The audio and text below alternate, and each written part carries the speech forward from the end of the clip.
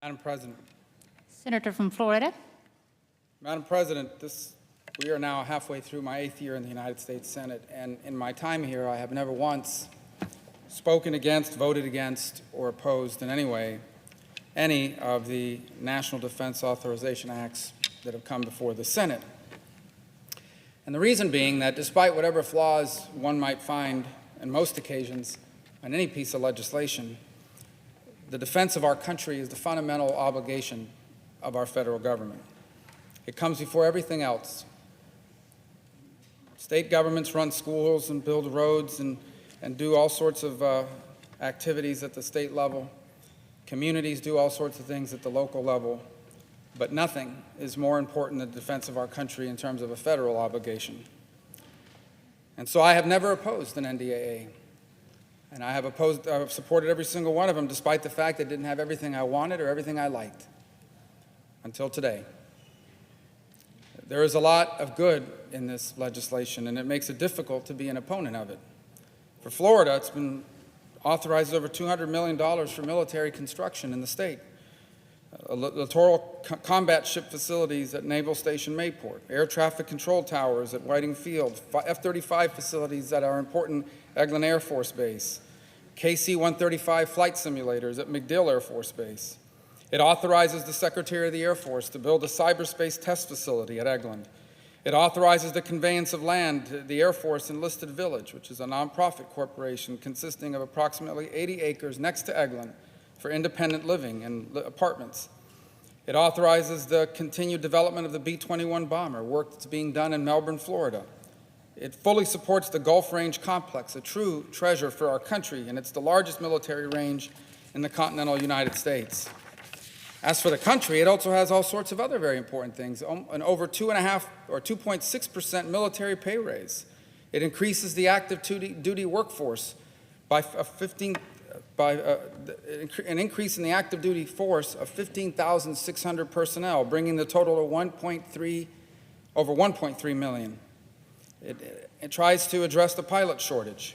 It authorizes $10.7 billion to buy 77 more F-35 Joint Strike Fighters, $193 million in research and development funding for new software and improvements to be incorporated in future years in that program. It authorizes new missile defense, including $175 million intended to integrate the THAAD and Patriot systems and batteries in South Korea. And it authorizes $23.7 billion for Navy shipbuilding, an increase of close to $2 billion over what the President requested. It could go on and on. It does many important things in rebuilding our military strength in this country.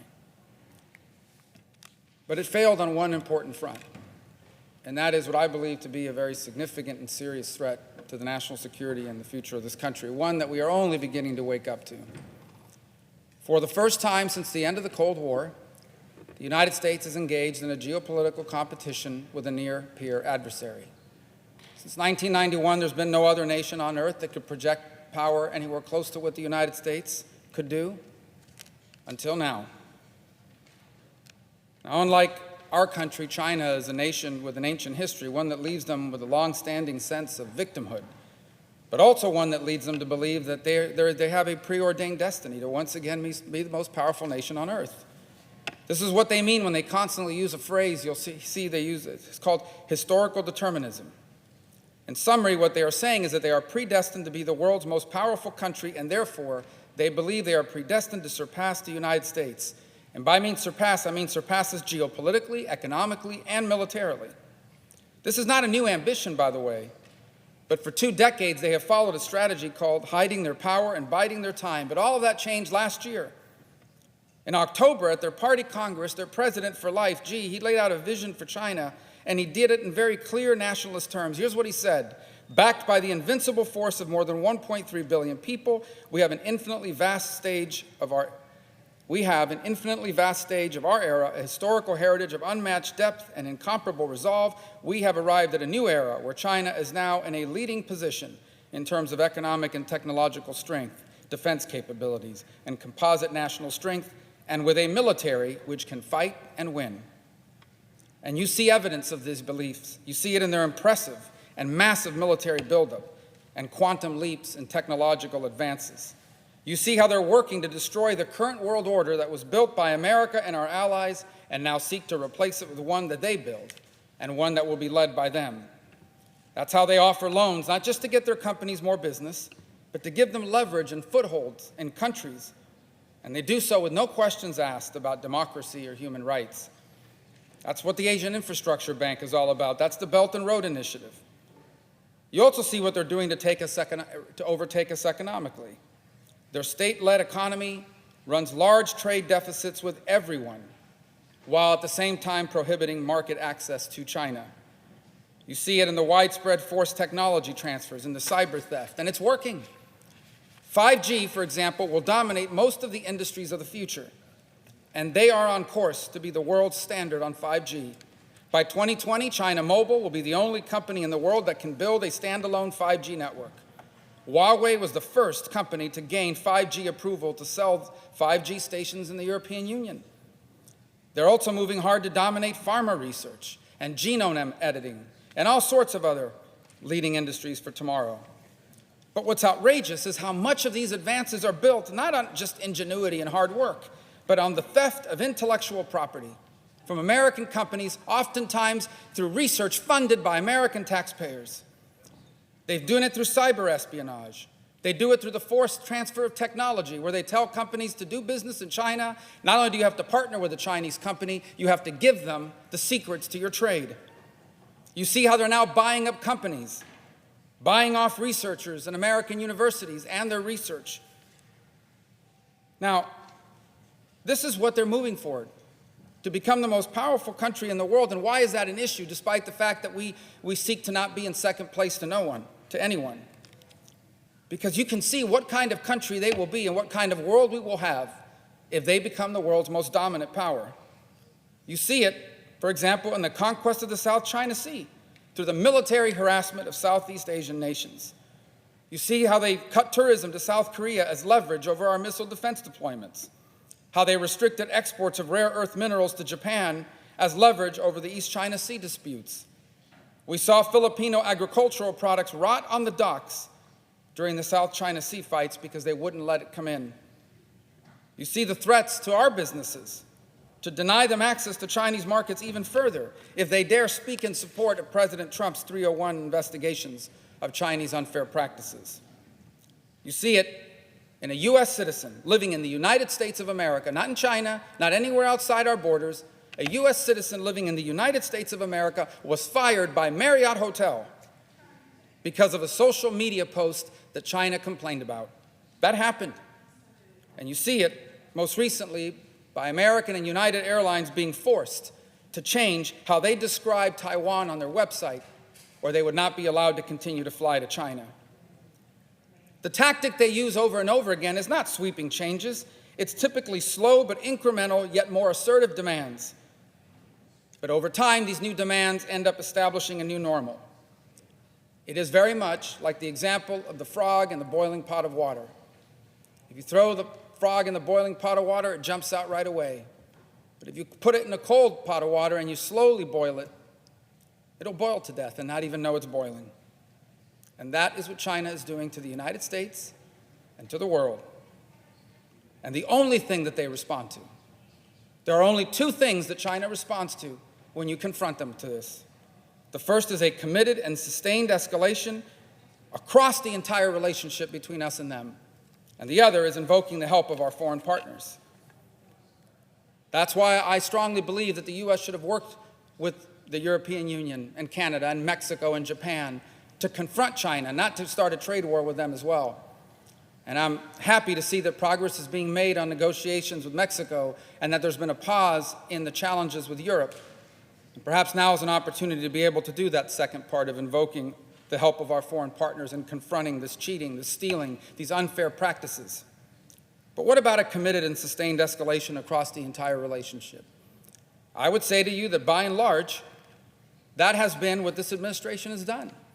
And it's having an impact. Just this morning, the New York Times reports about rare rebukes to President Xi's leadership inside of China because these disputes are beginning to have an impact on their economy.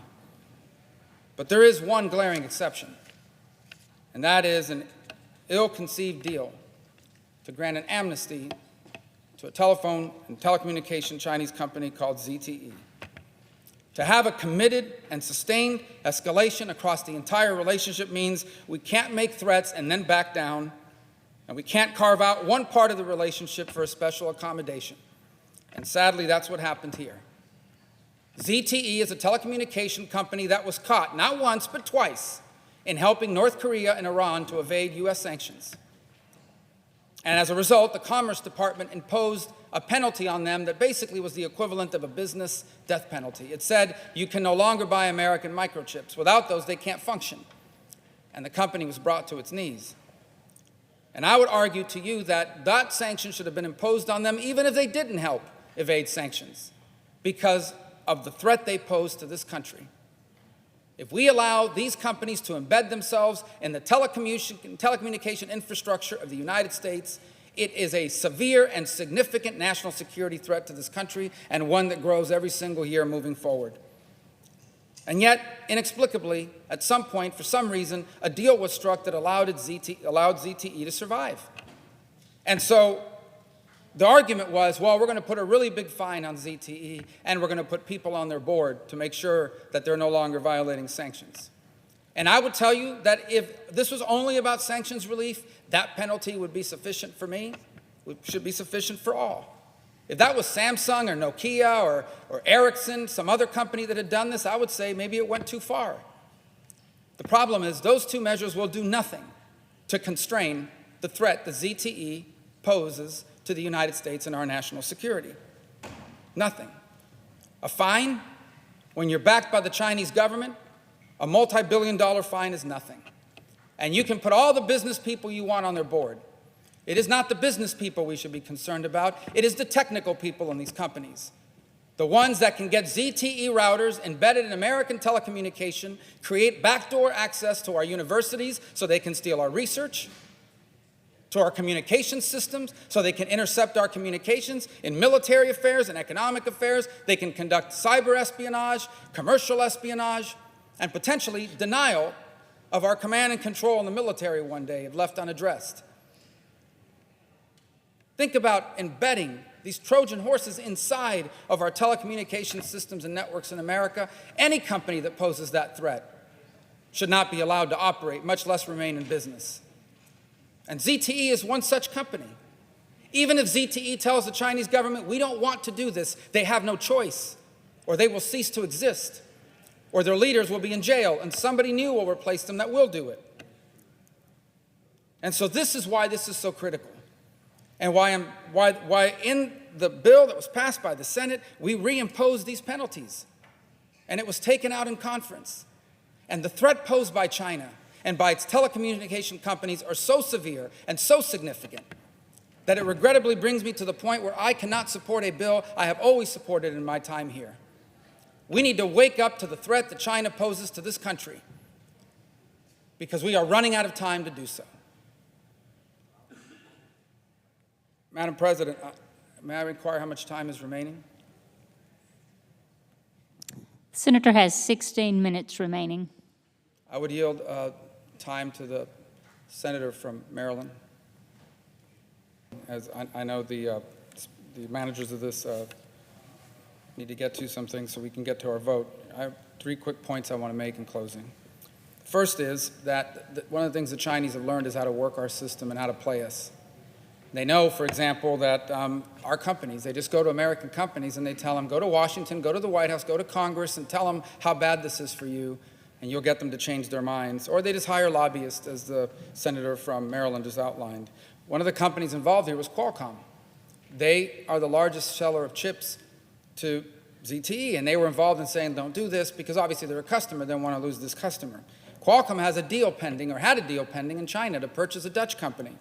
And I believe the understanding was, if you allow Zte to survive, not only do you get to keep this company as a customer, but you're probably going to help yourself get that deal in China with the Dutch company purchase. Guess what? On the day after it was announced that the conference committee had dropped this provision, Qualcomm announced it was dropping its pursuit of that deal in China because they couldn't make headway. The Chinese government doesn't play. They got Zte to stay alive, and they still blocked the deal. The second point is, This issue here, a lot of people say, oh, they're just a cell phone maker. The handheld devices that they make are the least problematic part of this. They make servers, they make cameras, and these things are becoming embedded in our telecommunication network. And that's the way that we communicate with each other on commercial secrets, on potentially military secrets, even if it's unclassified sensitive information, all of it potentially vulnerable to a company. They don't even need spies anymore. We've brought them into our network and continue to do so, not to mention the role they play in networks all around the world. Which brings me to the last point. ZTE is a big danger. They are small compared to Huawei, which is a company even bigger than ZTE that poses an even greater systemic risk. And if we can't even take on ZTE because they lobby and because of American companies coming here, how are we ever going to take on Huawei or any other dangers they pose to us? It's time we open our eyes. We are engaged in a geopolitical competition, not with some poor agrarian country trying to catch up, but with a global superpower who is quickly nipping at our heels and doing so unfairly, with the intent of replacing us in the world as its most powerful country, militarily, economically, geopolitically, and technologically. The history of America is short in comparison to the great empires of history and the great countries of history. 240-some-odd years in the scope of history is but a blink of an eye. And history is full of examples of nations that became complacent and lost their standing and their way of life. And I'm not claiming that ZTE alone will be that, but it is a part of a broader problem, and that is that we have yet to realize what a significant threat China poses to this country in every realm, in every sphere. And until we do, we are going to continue to be in danger of surrendering and forfeiting our way of life and our place in the world. And if we do that, the world will be worse off for it, and we will have no one to blame but ourselves for failing to act. I yield the floor.